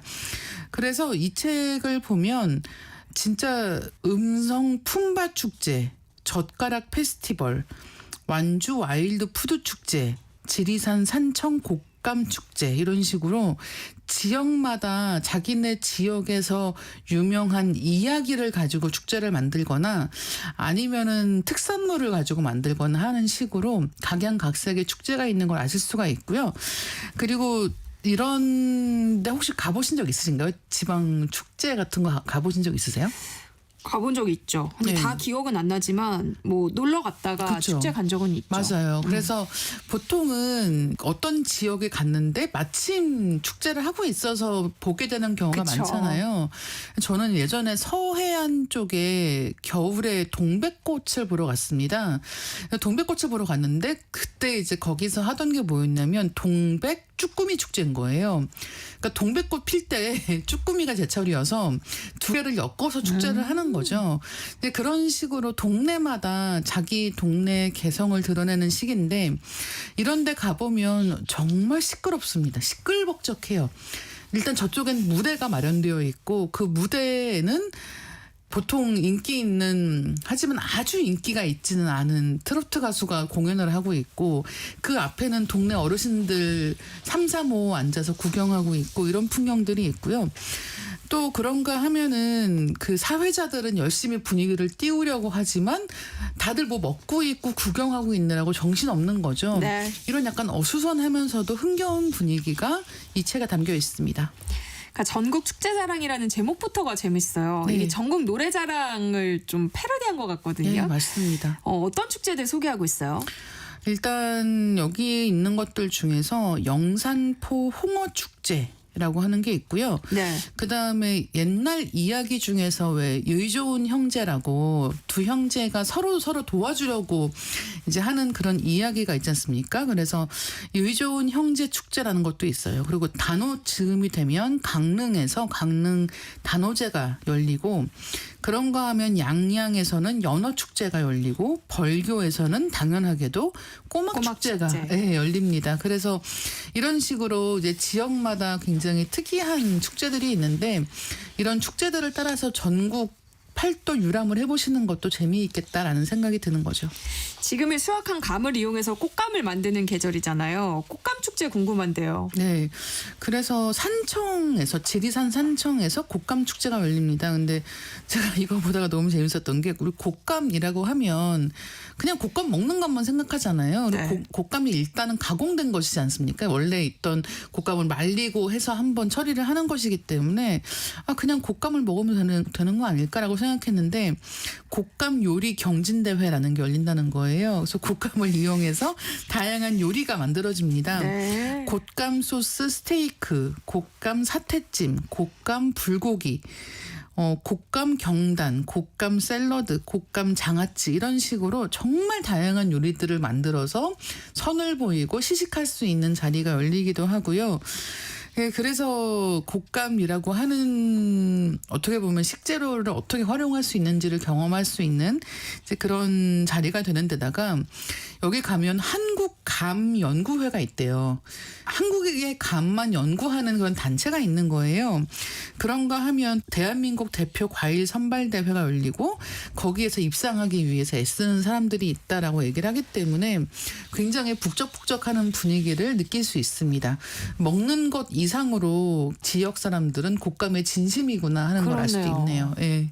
또 특산품을 소재로 하는 경우와 비교할 때 밀양 아리랑 대축제는 뭘 하는 축제일지 궁금하네요. 그래서 이 저자들도 밀양에 가서는 대체 뭘 봐야 하는 걸까? 그러니까 네. 곶감 같은 경우는 곶감으로 뭘 하겠지라는 걸 네. 기대할 수 있잖아요. 근데 밀양 아리랑 축제 이거는 가서 뭘 봐야 하는 걸까? 이게 굉장히 궁금한 부분이었습니다. 근데 이 책에 보면은 그 저자들이 갔던 해에 축제 제목이 뭐였냐면 100년의 함성 아리랑의 감동으로라고 하는 정말 뭘 어떻게 봐야 될지 알 수 없는 제목이 붙어 있는가 하면 그래서 이제 이 책의 표현을 빌면 구체적으로 추상적이라는 거예요. 그러니까 아리랑이라는 거는 구체적으로 우리가 뭔지를 알고 있는 거지만 아리랑으로 축제한다는 게 뭘 보라는 걸까라고 하는 생각이 든다는 거죠. 근데 이제 그러면서 이 책에서 나오는 아리랑 축제는 뭐냐면 아리랑하고 연관되어 있는 거의 모든 것을 다 아무거나 해도 되는 그런 식의 축제였다는 이야기입니다. 그래서 부재한 철학은 중구난방 콘텐츠로 중구난방 콘텐츠는 음향 조명 스케일의 최대치의 고퀄로 뽑아내어서 잘 커버하는 것이 K쇼의 척도라면 미란강 오디세이는 예상을 훌쩍 넘는 양과 질로 흠잡을 수 없는 쇼다라고 얘기를 하고 있습니다. 그래서 이런 거 보면 이거 글로 읽어서는 상상이 안 가는데 혹시 가서 한번 봐야 되는 건가? 네. 라는 생각이 들긴 하더라고요. 또 재밌는 축제가 있다고요. 강릉 단오제인데요. 단오 때는 왜 그 창포물에 머리 감기를 한다고 하지 않습니까? 그래서 이것도 생각해 보시면 어떻게 머리를 감을까? 축제니까 실외인데 거기서 어떻게 머리를 감지 생각을 하실 텐데 이게 너무 재미있는데 창포물 세발 공장이라고 여기서 표현하거든요. 그러니까 컨베이어 벨트처럼 물이 흐르는 곳이 있는 거예요. 그럼 사람들이 거기에 일렬로 쭉 서서 머리를 이렇게 담가서 네. 그리고 이제 빨리 머리를 감고 빨리 나가야 되는 거죠. 그러니까 우리가 아침에 머리 감는 것처럼 제대로 감는 게 아니라 물을 담갔다 꺼낸다라는 식으로 빨리빨리 체험하는 정말 공장에서 컨베이어 벨트 돌아가는 것처럼 사람들이 물 담그고 머리 빼고 이런 식의 행사를 한다고 해서 이런 것들은 생각만 해도 너무 재밌는 거죠. 서로 바라보면 너무 웃길 것 같아요. 네, 다들 머리를 이렇게 숙여서 그러니까요. 하는 생각을 하면 너무 재밌죠. 재밌는 축제들이 한국에도 참 많구나 싶은데요. 다음으로 소개해 주실 여행책은 뭐예요? 소설가 김영하의 여행 에세이 여행의 이유라고 한 책입니다. 이 여행의 이유라고 하는 에세이는 여행지에서 겪은 여러 가지 경험담을 풀어내는 이야기라기보다는 여행이란 무엇이며 우리는 왜 여행을 좋아하는가 하는 이야기를 다루고 있다라고 생각하시면 될 것 같습니다. 그래서 이 책이 굉장히 오랫동안 꾸준하게 사랑받은 책이어서 이제 표지도 바뀌고 하면서 여러 번 다시 나오고 있는데요. 저도 굉장히 좋아하는 책이고 여행을 떠날 때 우리가 무엇을 기대하는가부터 이 김영하 작가가 자기가 여행했던 경험에 대한 이야기를 하는 것도 있습니다. 그래서 제가 여기서 너무 재밌었던 게 맨 처음 있는 에피소드가 뭐냐면 이제 대학교에서 김영하 교수가 교수직을 하고 있던 때에 소설을 쓸 시간이 없더라는 거예요. 그래서 방학 때 그러면 소설을 집중해서 써야겠다라고 생각을 하고는 이제 어떻게 중국에서 숙소를 이제 구해서 거기 가서 그냥 틀어박혀서 글을 쓰다 와야겠다라고 생각했다는 겁니다. 근데 중국 갈 때 비자 필요한 거 아시나요? 네, 이제는 무비자가 됐죠. 무비자 네. 됐죠. 그래서 내년에는 2025년도에는 무비자로 갈 수 있지만 기본적으로는 비자가 꼭 필요합니다. 근데 자기가 공항에 가서야 비자가 필요하다는 사실을 알게 됐다는 거예요. 그래서 갔다가 다시 돌아오게 됩니다. 입국을 못하고 돌아오는 거예요. 네. 이제 그러면서 자기가 첫 번째 여행지, 대학교 때 갔던 23살 때 갔던 첫 번째 여행지가 중국이었고 그 중국에 갔을 때의 경험에 대해서 이야기를 하면서 책이 시작이 되거든요. 근데 이런 이야기들을 읽고 있으면 정말 김영하 작가가 옆에서 얘기해주고 있는 걸 듣는 것 같은 생생한 느낌이 굉장히 인상적인 책입니다. 우리가 보통 좀 일상으로부터 달아나고 싶을 때 뭐 인생의 좀 난제들에게 포위당했다고 느낄 때 여행을 떠나고 싶어지는 것 같아요. 네, 이 책에 있는 챕터 중에 상처를 몽땅 흡수한 물건들로부터 달아나기 라고 하는 챕터가 있습니다. 제가 이 챕터 보면서 정말 공감을 많이 했는데 여행 가서 좋은 게 뭐야 라고 생각하면 많은 분들이 호텔이라는 공간을 떠올리실 것 같아요. 호텔도 물론 호텔 나름이긴 하겠습니다만 보통 그 숙소에 있을 때 호텔을 침대에 누워 있을 때 집에 있을 때랑은 비교할 수 없는 편안한 마음이 있단 말이에요. 네. 근데 이제 그런 이유가 뭘까 생각해 보면 이 책에서도 이야기를 하고 있습니다만 생활감이 없죠. 호텔에는. 그러니까 집에 있을 때는 방에 누워 있으려고 해도 뭐 설거지 해야지 뭐 청소해야지, 책 정리해야지 이런 식으로 지금 내 눈에 보이는 물건들을 계속 정리정돈해야 될 것 같고 해야 될 일이 남아있다는 네. 느낌이 드는데 여행 가서 호텔 침대에 누워있을 때는 사실은 나랑 아무 관계없는 물건들에 둘러싸여 있는 것이기 때문에 이런 나의 역사와 관계없는 물건들 속에서 자유를 찾을 수 있다는 느낌이 드는 거죠. 네. 이 책에서도 그런 이야기를 하고 있습니다. 그래서 때로는 우리가 현실을 직시하고 그 안에서 아등바등하면서 열심히 살아가는 것이야말로 필요한 것이다라고 생각하기도 하지만 때로는 약간 36개 줄행랑 치는 것처럼 그런 익숙하고 나에게 어떤 일을 만들어주는 물건들로부터 벗어나서 자유를 얻는 것이야말로 여행의 진정한 목적 중에 하나가 아닐까라는 식의 이야기를 하는 대목이 있는데 그런 대목은 저도 굉장히 좋더라고요. 아무래도 소설가의 여행 에세이이기 때문에 문학에서 빌려온 여행에 대한 사유도 있을 것 같은데요. 네, 그렇습니다. 그래서 그림자를 판 사나이라고 하는 이야기를 통해서는 공동체로부터 소외되어서 떠도는 자들의 쓸쓸한 숙명 그리고 그로부터 그들이 벗어날 반전이 있는 해법 같은 것들을 다루고 있고요. 그 외에도 아폴로 8호에서 보내온 사진 같은 글들도 있습니다. 그래서 이 책을 보시면서 때로는 문학적인 것에서 또는 때로는 역사적인 것에서 이 여행과 관련된 여러 가지 사유를 볼 수 있다는 게 이 책의 굉장한 매력이라고 생각하실 수 있을 것 같습니다. 여행을 떠나는 마음에 대해 책 속 한 구절을 좀 소개해 주신다면요. 네, 제가 굉장히 좋아하는 대목이고요. 조금 전에 이야기했던 그 호텔 이야기에서 나오는 글입니다. 기억이 소거된 작은 호텔방에 순백색 시트 위에 누워 인생이 다시 시작되는 것 같은 느낌에 사로잡힐 때 보이지 않는 적과 맞설 에너지가 조금씩 다시 차오르는 기분이 들 때 그게 단지 기분만은 아니라는 것을 아마 경험해 본 사람은 알 것이다 라고 썼는데요. 사실 여행 갔다 돌아올 때는 뭐든지 할 수 있을 것 같은 기분 들 때 있거든요. 기분이라고 하는 게 그냥 기분에 그치는 게 아니라 실제로 우리가 여행을 통해서 힘을 얻어온다는 뜻이 아닐까라는 생각도 해보게 됐습니다. 네, 오늘은 여행에 대한 책 이야기 나눠봤습니다. 다음 주 월요일에도 이다희 기자가 찍어놓은 북마크 공개해드릴게요. 오늘 말씀 고맙습니다. 네, 감사합니다. 저는 전진희의 Breathing in November 듣고 커피로 맛보는 역사 코너로 다시 돌아올게요.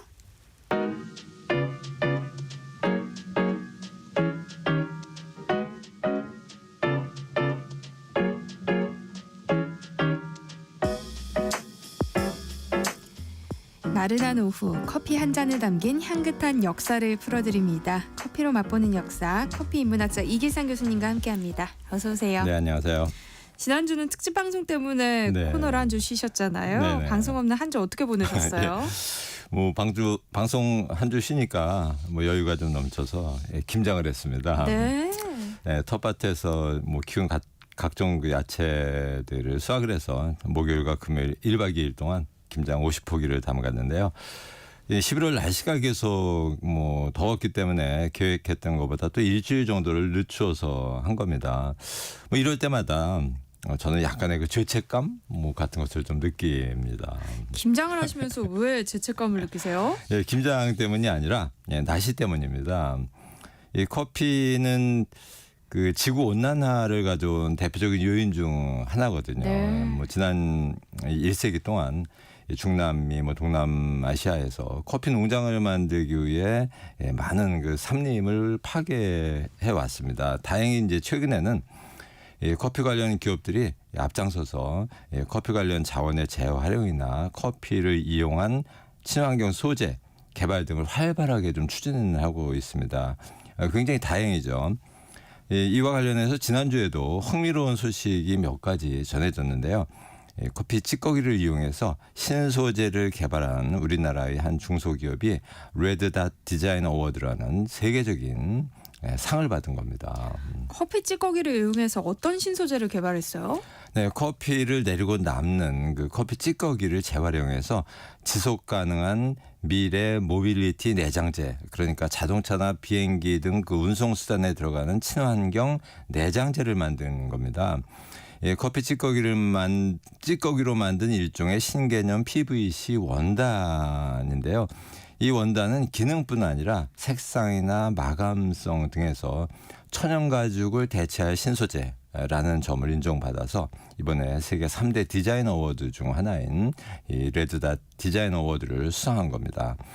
생산과 가공 과정에서 환경을 파괴하는 소재인 천연 가죽을 대체할 수 있다는 점에서 이번에 신소재 개발은 대단한 발명으로 평가받았는데요. 네. 커피 찌꺼기를 재활용할 수 있고 동시에 천연 가죽을 대체할 수 있다는 게 정말 신기한 일이죠. 근데 이 기술이 널리 보급되면 앞으로 커피 찌꺼기를 버리지 않아도 된다는 얘기잖아요. 네. 뭐 앞으로는 커피 찌꺼기가 황금알을 낳을 수도 있습니다. 그래서 오래전부터 커피 업계에서는 커피 찌꺼기를 찌꺼기라고 부르지 않고 커피 박이라고 불러왔습니다. 왠지 찌꺼기라고 하면 뭐 버려야 할 쓸모없는 물건 뭐 그런 느낌이 들기 때문에 전문 용어를 새로 만든 거죠. 네. 그 박은 지게미 박이라는 한자인데요. 곡물을 재료로 하는 그 막걸리와 같은 술을 만들고 남는 찌꺼기를 말합니다. 청취자분들도 커피 박이라는 이 용어를 기억해 주시기 바랍니다. 우리나라에서 하루에 배출되는 커피 찌꺼기가 굉장히 많은데 어느 정도 되는지 뭐 짐작할 수 있을까요? 어마어마하겠죠. 네. 뭐 대략 카페 안에서 매일 평균 4kg 정도의 커피 찌꺼기가 나옵니다. 전국의 카페가 10만 개 정도 되니까 카페에서 배출되는 커피 찌꺼기만 해도 하루에 400톤에 이르는 거죠. 4톤짜리 큰 트럭으로 100대 정도입니다. 네. 1년에 14만 6천 톤. 뭐 엄청나죠. 집에서도 이제 적지 않게 배출을 하고요. 매년 수입하는 17만 6천 톤의 커피 원두가 결국에는 대부분 다 찌꺼기로 나오는 겁니다. 이것을 재활용한다는 것은 그래서 대단히 중요한 일이죠. 문제는 재활용을 위해 커피 찌꺼기를 어떻게 수거하느냐가 문제가 될 겁니다. 네, 그렇겠네요. 그러니까 커피 찌꺼기를 분리 배출하는 시대가 올 수도 있겠어요. 네, 저도 그렇게 예상합니다. 그런데 커피를 만들다 보면 커피 찌꺼기 이외에도 여러 가지 생활 쓰레기가 나오는데요. 커피 만드는 방식에 따라서 드립용 그 여과지, 뭐 드립백용 포장지, 그리고 커피 캡슐 같은 것들이 배출됩니다. 이 중에서 커피 캡슐을 체계적으로 수거하는 매우 신기한 서비스를 우리나라 우정사업본부, 즉 우체국에서 시작했습니다. 지난주에 전해진 소식인데요. 정말 획기적입니다. 물론 세계 최초일 겁니다. 커피 캡슐을 우체국에서 어떻게 수거한다는 거예요? 네, 환경부하고요, 동서식품 그리고 우정사업본부가 협약을 체결하고 공동으로 수거하기로 한 건데요. 이 동서식품 캡슐 커피 구매자는 캡슐을 사용한 후 오프너로 먼저 커피 찌꺼기를 분리합니다. 이 오프너는 이제 이 회사에서 제작해서 전국 우체국을 통해 무료로 나눠주고 있고요.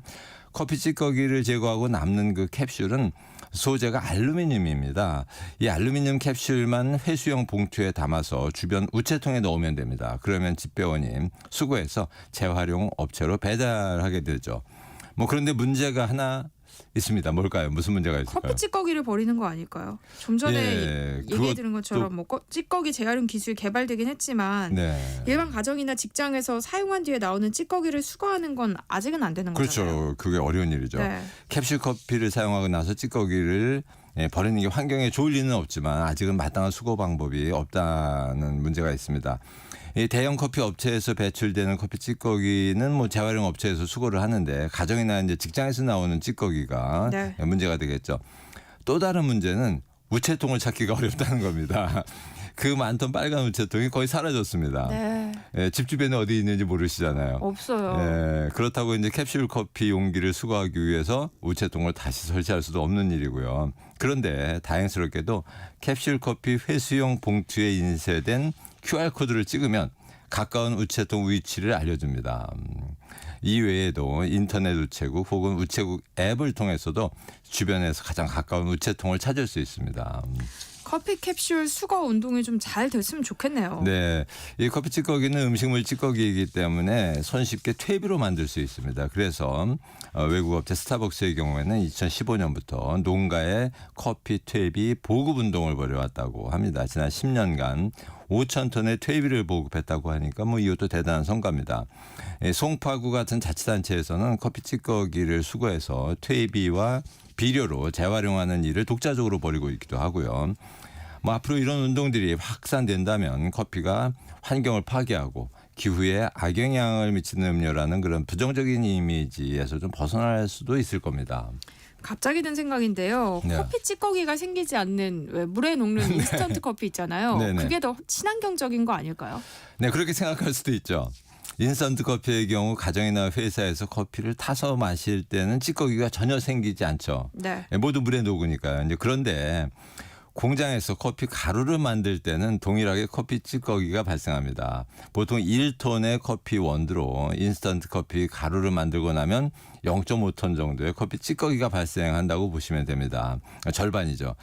물론 인스턴트 커피는 공장에서 대량으로 만들기 때문에 남는 찌꺼기의 수거와 재활용이 뭐 쉬워진다는 장점은 있습니다. 그런데 문제는 이제 인스턴트 커피의 맛과 향이죠. 우리가 마시는 아메리카노나 드립 커피에 비해 맛과 향이 떨어진다는 점 때문에 지금은 이미 일부 국가를 제외하고는 인스턴트 커피를 많이 마시는 곳이 거의 없습니다. 보통 아메리카노 같은 원두 커피에 비해서 인스턴트 커피의 맛과 향이 좀 부족한 이유가 뭐예요? 네, 가장 중요한 것은 원두의 차이죠. 드립 커피나 아메리카노에는 아라비카종이라는 고급 커피빈을 사용하는 것이 보통인데 인스턴트 커피에는 그보다 질이 조금 떨어지는 이 브루스타종 원두를 많이 사용하거든요. 물론 브루스타종 커피 원두 중에는 이제 드립용으로 사용하는 우수한 품종도 있는데 보통의 브루스타종 커피 원두는 맛이 좀 거칠고 향이 많이 부족한 편입니다. 인스턴트 커피 제조 방법 중에 맛과 향을 비교적 잘 유지시키는 방법도 있다고 들었던 것 같은데 아니에요? 네, 인스턴트 커피 분말을 만드는 방식에는 이제 크게 열풍 건조 방법이라는 오래된 방법하고 동결 건조 방법이라는 새로운 방법이 있는데요. 초기에는 열풍 건조 방식이라고 해서 뜨거운 공간에서 끓인 커피를 분사시켜서 물기를 제거하고 분말만 남기는 방식을 주로 사용했는데요. 이 과정에서 커피 고유의 그 향미가 모두 사라지는 문제가 있었습니다. 네. 요즘은 이제 동결 건조 방식이라고 해서 끓인 커피를 급속하게 얼린 다음에 이것을 분쇄해서 건조시키는 방법을 사용합니다. 열풍 건조에 비해서 커피의 맛과 향이 유지되는 장점이 있습니다.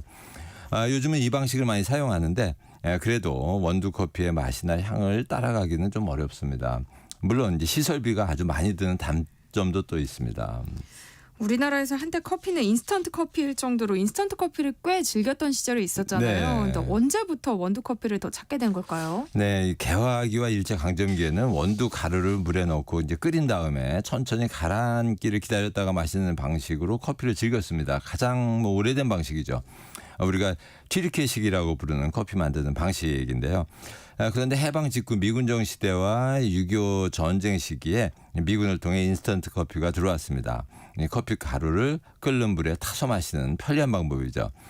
미국과 서유럽에서는 2차 세계대전이 끝나자마자 이 인스턴트 커피가 엄청 유행했습니다. 대부분 공장이나 직장에 출근해야 하는 사람들에게는 안성맞춤이었던 것이 인스턴트 커피였습니다. 인스턴트 커피가 주는 그 편리함에 빠져서 커피 고유의 맛을 이제 포기하기 시작한 겁니다. 1940년대부터 1960년대까지 미국과 유럽에서는 인스턴트 커피가 널리 사랑을 받았죠. 그런데 신기하게도 우리나라에서는 1950년대에 이런 미국식 인스턴트 커피 문화가 생각보다 크게 유행하지는 않았습니다. 2000년대 아메리카노와 드립커피 문화가 발달하기 전까지는 인스턴트 커피가 거의 지배했다고 하던데 아닌가 봐요. 네, 대표적인 가짜뉴스 중 하나입니다. 1950년대에 미군을 통해 인스턴트 커피가 들어오긴 했지만 사람들은 원두 커피를 끓여서 마시는 습관을 유지했습니다. 아주 가장 명료한 증거를 하나 말씀드리죠.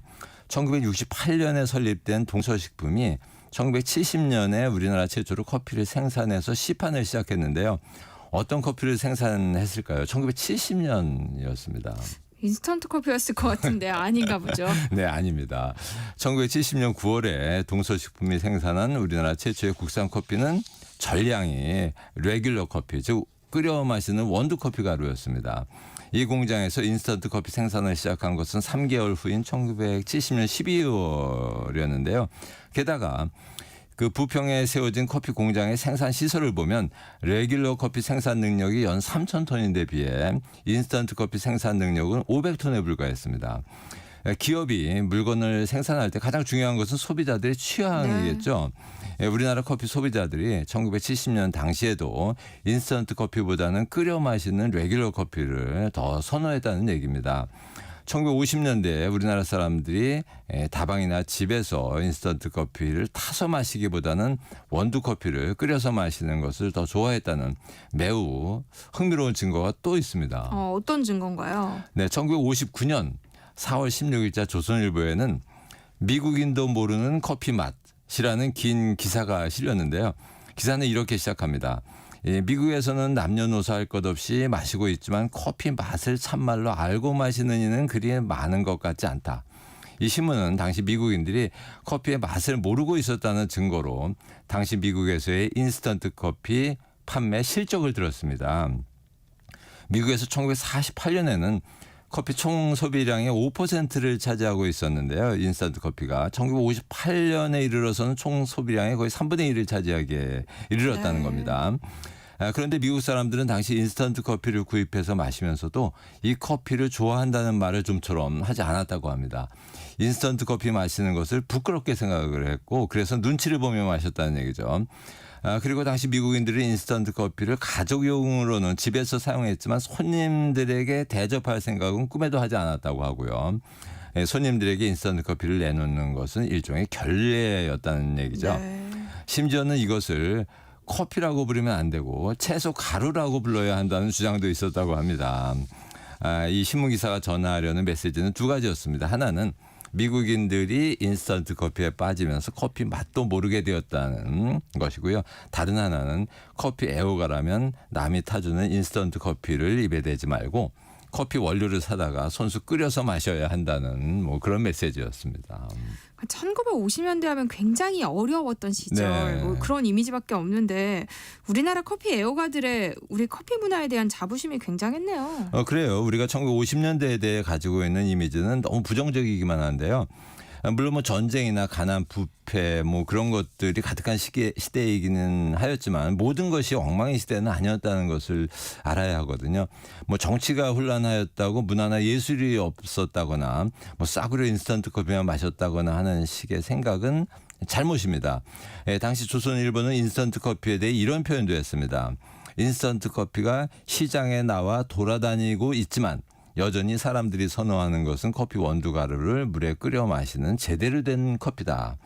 당시 신문에도 커피를 손 씻고 맛있게 만드는 법이 자주 소개되었는데요.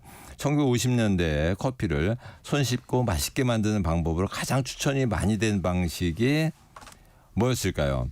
이 튀르키예식으로 커피 가루를 물에 넣고 끓인 후 조심스럽게 부어 마시는 오래된 방법, 뭐 퍼컬레이터라고 하는 그 커피 메이커를 이용하는 방법, 뭐 인스턴트 커피를 구입해서 물에 타는 법, 그리고 드립 도구를 이용해서 내리는 법, 뭐 이런 것 중에 어떤 게 1950년대 우리나라 신문에서 언론에서 추천하는 맛있는 커피 마시는 방법이었을까요?